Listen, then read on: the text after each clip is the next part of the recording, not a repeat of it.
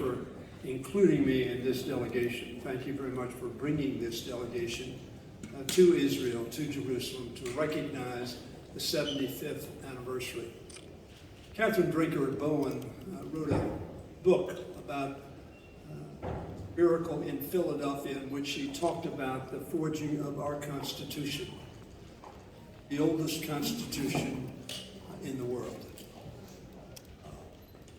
If you had said to people in 1948 that you would be celebrating your 75th anniversary, they would have said, if so, it will be a miracle. And they would be right. First time I visited Israel was almost a half a century ago, 1976. I had the opportunity to meet Shimon Peres, who was then, I believe, defense minister. And I've come back decade after decade after decade, year after year after year, and I will return in August of this year, bringing with me a large delegation.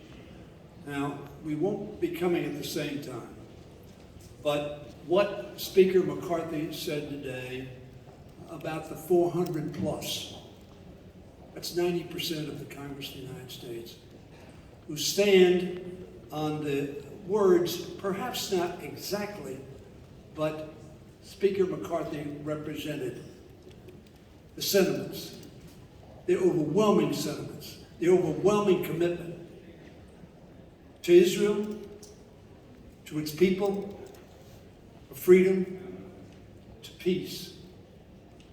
But we know that peace does not come free. We know that courage and commitment and willingness to fight for, and yes, to die for, freedom, justice, and equality, as it was in 1948, is still necessary. So I'm very pleased to be here. Mr. Speaker, it was an excellent speech. You delivered it well. And it expressed the sentiment of our country. Ambassador Nives, I'm sure, as does our Deputy Chief of Mission, expressed that commitment to you regularly. But our presence here places an exclamation point on that. The Speaker spoke an exclamation point.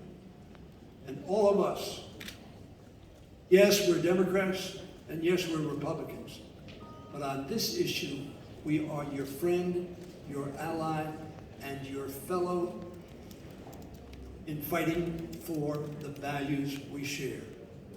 We've talked about those values at this meeting. Your democracy is robust. It is sometimes messy. Our democracy is robust and sometimes messy. But together, with candor and courage, we will remain the closest of allies, the closest of friends,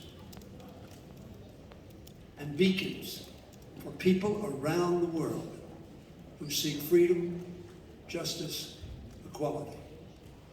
At the end of his speech, he asked God to bless America.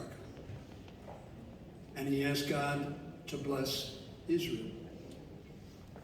God blesses both America and Israel with people who habit it, the people who are willing to fight for it. Every time I come to Israel, I am inspired, which is why I come so many times, 19 times. In August, it will be my 20th visit to Israel. And I am inspired by the country, but I am so inspired by the people. John Kennedy said, ask not what your country can do for you, but what you can do for your country. No people on earth represent that commitment to country more than the Israeli people. God blesses Israel through all of you. Thank you very much.